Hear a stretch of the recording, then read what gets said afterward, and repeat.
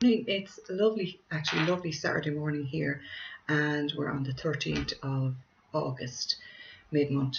So today I wanted to talk a little bit about, this is a video recording, so it's not live, but I really appreciate comments and shares as well, like before, and share it around your friends' pages, put it on their pages, and they might learn something here.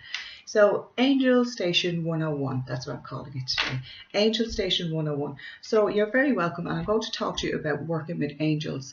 And one of the biggest things is, how do I work with the angels? How can I hear my angels, feel my angels? How do I know it's the angels responding to me or to my requests? And as I did in the last video, when I talked to you about breathing the breath and breathing in and out slowly to center yourself, to really ground your energy, to come out of your head and get in touch with your body. That's one of the first processes that we do, because when you're chaotic up in the mind and in your head, you're not going to be able to understand or get the messages that the angels are sending to you. I've done angel work now for, well, 2002. So I've been doing it a good long time there, 14 years, and done my training way back in 2003 with Doreen Virtue, and she came here and done a full week intense in Druid Glen, and I've been using that information plus the information that I've gathered through personal experience and experiences from people that have done any classes or anything like that with me. Sorry, hair freaking me out. Done any classes with me. So as I said, the very first thing that we need to do is, it's very important to have a belief in angels, believing in angels, believe they exist and they're here to help us along our journey in life. Another very important thing to remember is, angels don't interfere in your life unless it's very, very necessary. And I always start off my learning and teaching with your guardian angel. And it's my belief, and remember that it's my belief, that your guardian angel comes with you to this earth plane and is keeper of your soul. So keeps watch over your soul. Your physical form is here, of course, to experience and learn the lessons here at this time on this earth plane. So the guardian angel will never interfere unless it's not your time to go, or there's a big chaotic or traumatic situation in your life. Then they have the power to intervene there. So your guardian angel will always be with you, and some people say they have more than one guardian angel. So, and that's fine. That's absolutely fine, as long as you get the concept that the guardian angel's job is keeper of your soul. That's the important thing. And the next important thing is to know the difference between our loved ones in the spirit world and the guardian angels, where we can call our mothers, grandmothers, our children, you know, our guardian angel that's passed over. This is fine. But remember this, angels were never human, okay? And that's where the difference is. Angels are messengers sent from the heavens, and every person, animal, plant, mineral has its own guardian, and we have guardian angels.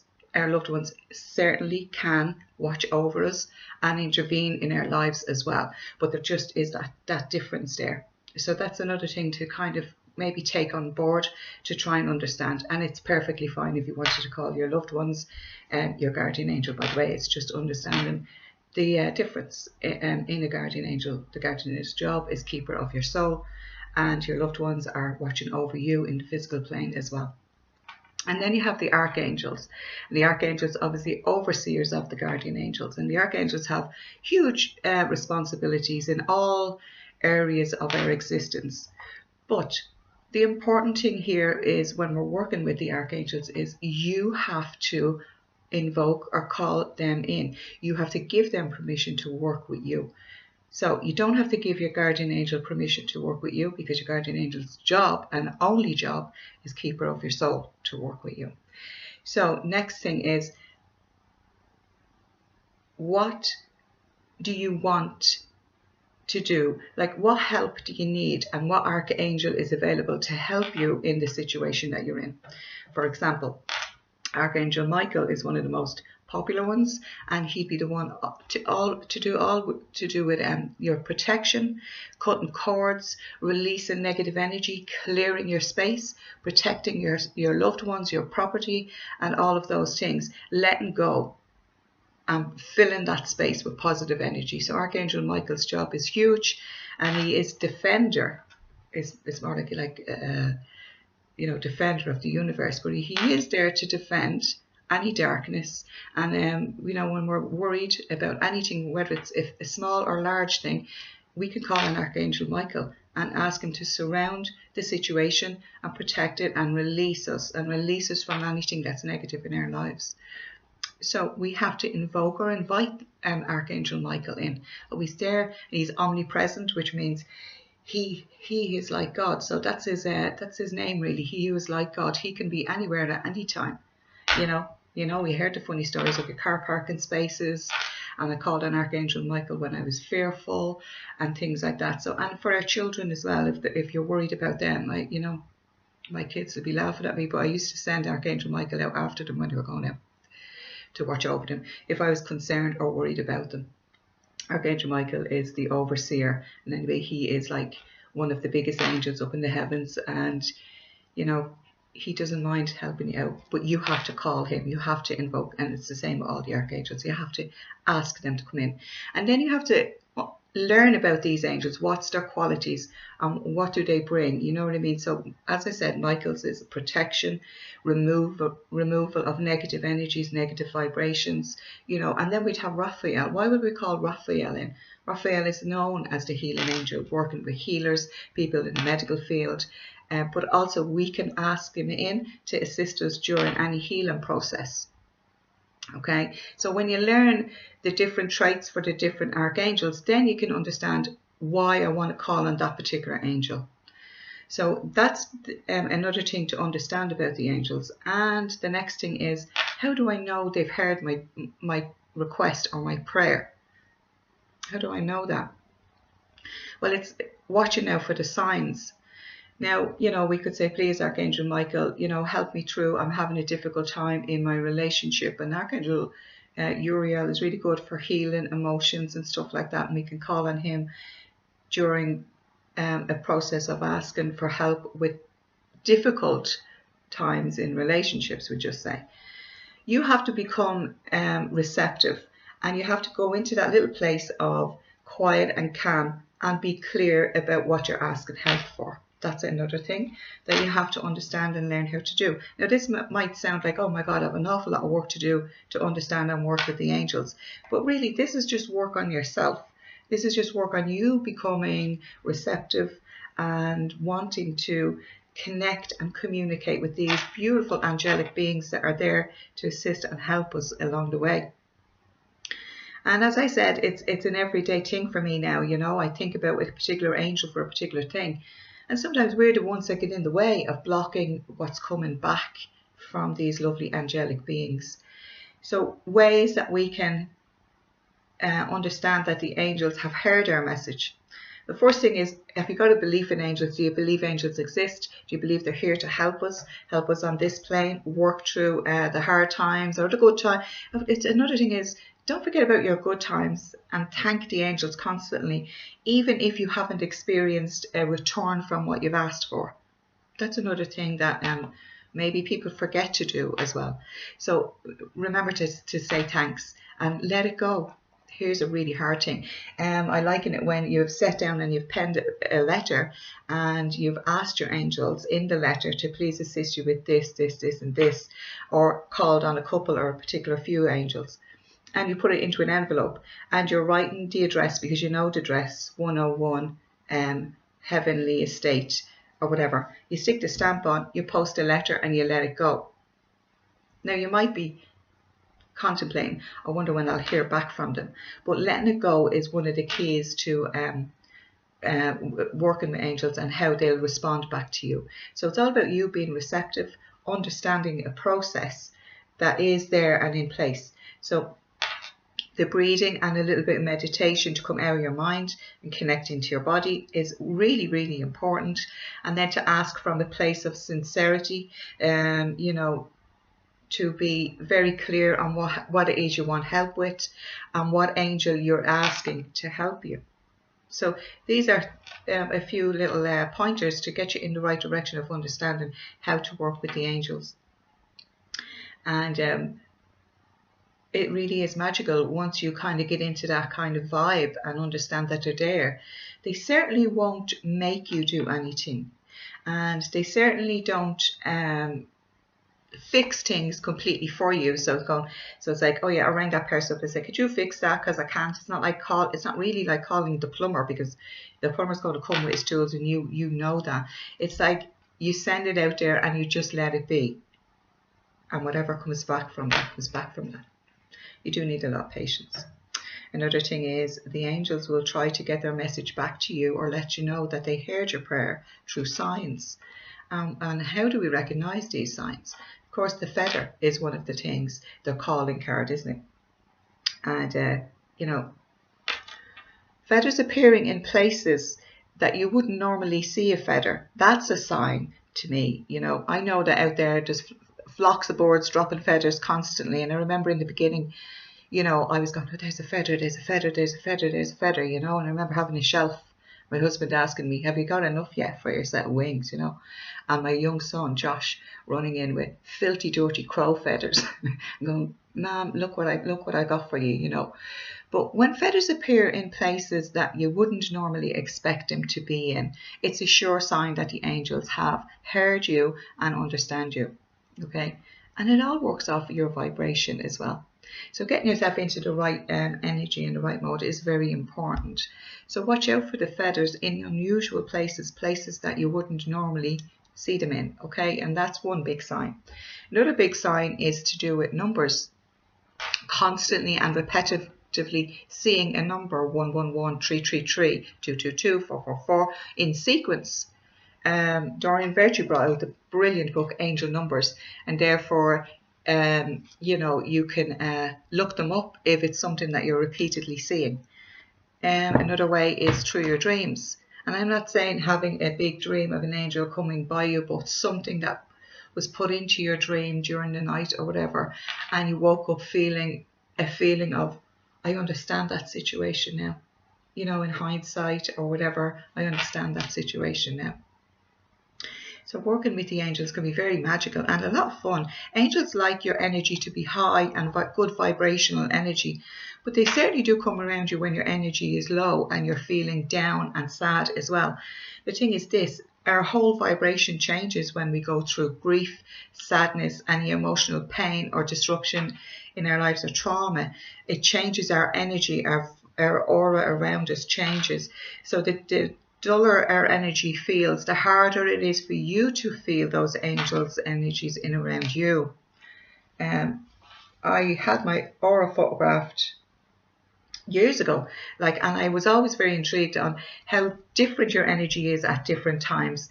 So it is all to do with energy and vibration. I'm just going to show you a couple of aura photographs that I had taken. This would have been one of my first ones, and I am talking about 17 years ago. My hair was dark in this. And I sat down really excited. There is a machine called Carnelian, I think it's Carnelian or something, machinery. And you sit down and put your two hands on metal plates and they take your photograph and the energy shows up.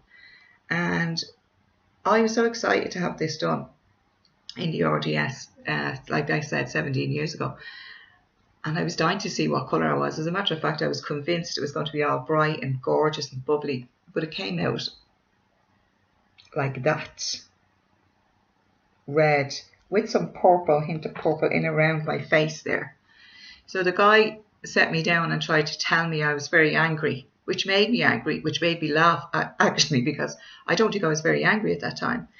But reds in your energy and in your aura can represent your passion and your desire and your, you know, focus on what's happening in your material world at the time. I was actually 3 months pregnant in that photograph as well. Now, that wasn't mentioned. On the back of the card I had here, reds are very active, physical, dynamic, and they have vital energy. We like a challenge and life in the fast lane. Red people show emotions and willpower, but also hyperactivity, anger and resentment. I think we all store a little bit of anger and resentment about issues in our lives. But at the time I couldn't, and I focused more in on the purple, the violet in around my head then, because I thought, let me see what that says. Because we all want good results from things. And this says violet. The violet color shows a spiritual transformation, your intuition, your sensitivity, charismatic power, and visionary thinking. All to do with the third eye. Violets do not like confrontations, and that's true. I'm not a confrontational person. Do not like confrontations and can be scattered and nervous. I think I could have been in the past, but I'm a little bit better with that. They have the tendency to look for the magical and mystical solutions. Definitely me. So I had to own that, you know, whereas the reds was making me feel like I'm not an angry person, I'm an easygoing, happy-go-lucky person. But I had to look at the other side of that and realise I like to be vibrant, I like to be active, and I like to be passionate about things that I do. So that was about 17 years ago. And then in 2003, I had a short stay in hospital for a serious surgery and stuff like that. And I just came out of hospital and in the late February, and in the March I went again to the RDS. This is 2003 in March. And this is what happened. Well, I was very happy with that. Very, very happy. I was going, yay! So there was a mixture of colours going on here. While I was in a place of healing and resting, everything became more calm and balanced in around me. Again, you have the purples, you have the blues for your spiritual self. You have a lot of white, which represents the angels, guardian angels as well. You have some yellow and orange in and around the background. You have some turquoise, which is the calmness coming in. You have blue for communication. You have purple for that, as we were just saying, for that spirituality there. The white is faith, prayer. I was doing a lot of prayer in my mind when I was in hospital as well. So I'm just going to show you about energy changes and how every day your aura and your vibration changes because of what you're experiencing as a human being as you're going through life. There's one more that I wanted to show you, and this one was like, good God, what's going on with me here? I probably would have been a couple of years later, 2007, 2008. I'm not sure. You can't hardly see me in this picture, but I'll show it to you anyway. There I am. And look at the amount of yellow. Again, white and purple and some hint of turquoise green coming in here and a little bit of red coming over this side. So you can read about your life in the colours of your aura. And what has that got to do with angels? That just has to do with your vibrational state of your self, your emotion, physical, mental and spiritual state all come around you in the form of an energy. So just take, for example, you're in high spirits and that can be very infectious, right? You're good form and you're dancing around and you meet people and people are like going, God, it was really good to meet you today. I really felt a lift. I really felt lifted. You know your energy or your vibration is high. So what's happening is your aura and your energy around you is vibrating in higher colours. So the lower density the colours are, the lower vibration you're at the time. So in that red, I might not have been in the best place vibrationally, and I was only learning to understand all about energy and my energy at the time. So, you know, it took me a while to accept that one with the red all around me. Angels can't connect to that energy, and this is what I'm trying to say. Now, I know I have a grey background going on, but you might be able to sometimes see a little bit of a glow or a light around me if you're looking at the screen for a couple of minutes, because I keep getting drawn to a turquoise hue happening here on the side of me. And turquoises are very indicative of spiritual teachers and people that use their throat chakra a lot, speaking from here. Angels can communicate through this vibration as well. So that's one of the things that you need to learn about as well. Try and keep your vibration as high as you can. It's not always easy anyway in this world and in this lifetime. You know, we sometimes go through very much dark patches and stuff like that. And what I find shifts my energy really good is good music. Music I like to listen to that lifts me soul and lifts me energy. It doesn't matter what it is. I find sometimes I'll put on a bit of music and have a dance around the kitchen. And it shifts and changes my vibration, and then you have a knock-on effect as well. So working with angels and numbers, angels and vibration, angels and the signs we were looking out for, with your feather sign, with a penny, with a little knowing, with just sometimes a moment of clarity after you've worked and asked your angels to come. Also, what is great to help you with understanding your angel messages is your angel cards. So here, one of my first decks as well, I must have that over 13, maybe over 13 years. And these are the Archangels by Doreen Virtue, 44 card deck. And they come boxed in a beautiful book, and you can study and learn the book. But after a while, a period of time, you'll get to know your angels by the names, and you'll get to understand what they're trying to say and the messages that they're trying to give you. So I like to take out these every now and again just to get some clarity as well. Also, I've kind of learned how to understand the different vibrations. Like right now, I know I'm in the vibrational energy of working with the angels because they've encouraged me to do this morning. So, and yesterday morning they were encouraging me, but other things happened yesterday morning, so it kind of put me off track. So when I got up and it was a nice peaceful Saturday morning, I decided to come in and use them. So your angel deck of cards. So now you're going to be working with what I call the archangels. There's many, many decks, by the way. You're working with guardian angel, archangels, Archangel Michael, Raphael, all different decks, the angels and saints. And if you have a deck and that's shoved in a drawer somewhere, you know, take it out and sit down and take a moment. So take a moment to clear your mind. This is how you'll give yourself an angel message if you want to work with the angels. So take a moment to center yourself. That's the word there. Take a moment to center yourself. Sit down and just say, okay, I'm asking the angels for help on this situation. Make sure that you are not going to be disturbed and that you just feel a connection with your full being, with your full self.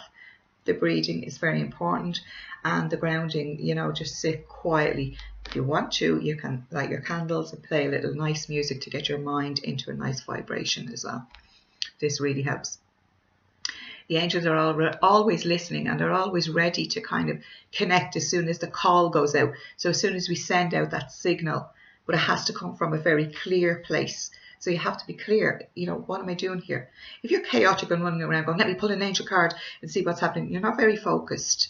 So it might be an unclear message. You might go, that just doesn't resonate with me. It doesn't mean anything to me. So when you're working with angels, you need to be in a clear place, clear your energy, clear your mind, and sit down and take a moment and pick up your angel deck. And then start to process what it is that you want help with today, right? So I'll give an example. So we'll just say, dear angels, I'm going through a hard time with maybe issues connected to finances. And I really would love if we could clear some way for the abundance to come in. And they'll always give you what you need. Okay, so remember, it's what you need. It might not be what you want, but it'll get you through a process. It's what you need to help you with. So you stay focused on the question, and you pick up your deck and you start shuffling the cards, staying focused on that question. All right, needing a little bit of help, a little bit of guidance to connect to my finances, please. A little bit of guidance. So this one is called Divine Order. So this one came out. It's very much connected to legalities and legal issues. Maybe that, you know, I would interpret this as, if that was the question, you know, if there's any legal issues there, the angels are helping you with understanding and bringing a balance in there first, and to prioritize. And this is Archangel Raguel. He said everything is how it needs to be right now. So look past the illusion and see the underlying order. So if we've got ourselves into a place of worry and concern about these issues, what's the underlying order? How did I get myself to that place? Or, you know, somebody else had a hand in getting us to that place. So you have to think about it, and you have to say, okay, everything is how it's meant to be. So ask them for some clarity and some clearing connected to the issue at hand. And then you always say, thank you, Archangel Raguel, and let it go. You know, just let that go and know that your prayer has been sent, and something in some way, shape or form is going to come about in the form of a phone call. Maybe somebody meeting you in the street and saying something to you like, I spoke to this guy and he really helped me out here. You know, maybe you just pick up the newspaper and there's a heading that just jumps out at you. You know, you might hear something that, you know, your loved ones are also aware of your concerns and worries. A song on the radio, your mom has come in, you know, mom has come in real clear to let you know that she's in and around you as well. So there's three special ways that we can work with angels. And that is, first of all, the biggest thing is the belief. And when we have a belief, we'll just let go. We'll let go of the concern of, is it going to work?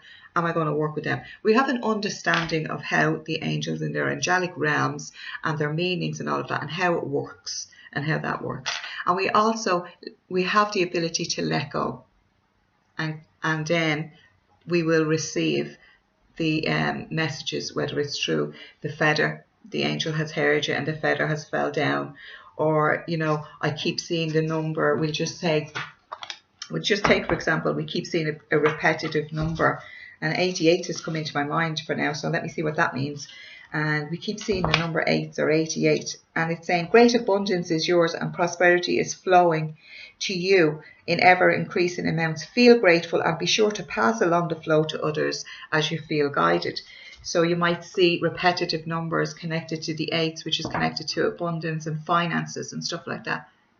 You've got to keep your mind open, otherwise you'll miss those small signs that's connected to how, you know, you're going to get feedback from your angels, and particularly from the archangels when you're ask them to intervene and to work with you. So I hope this brings a little bit of clarity and maybe a little bit of understanding on how we can work with the angels. Your cards, the signs, the numbers, you know, coming from a good place and a positive place when we're asking you. The fact that our energy and vibration is in constant change. And am I feeling like I want to be clear and raise my energy and my vibration so that the angels can clearly connect to me as well. So there's lots of different ways that you know, you watch out for these signs. Your angels are always there. They're just waiting on you to invite them in, but not your guardian angel. Okay, your guardian angel is already there, already in, and you have the beautiful presence always of your loved ones in and around you. So that was Angel Station 101. I hope that you enjoyed that. If you got anything from it, write a little comment underneath it, but I really want you to share this message, share it around so people can understand and start working properly with the angelic realm. Okay, so love and light. Have a great weekend, and hopefully we'll get a bit of sunshine that'll cheer us up even more. And remember, it's all about your vibration and your energy as well, to try and stay positive. Love and light.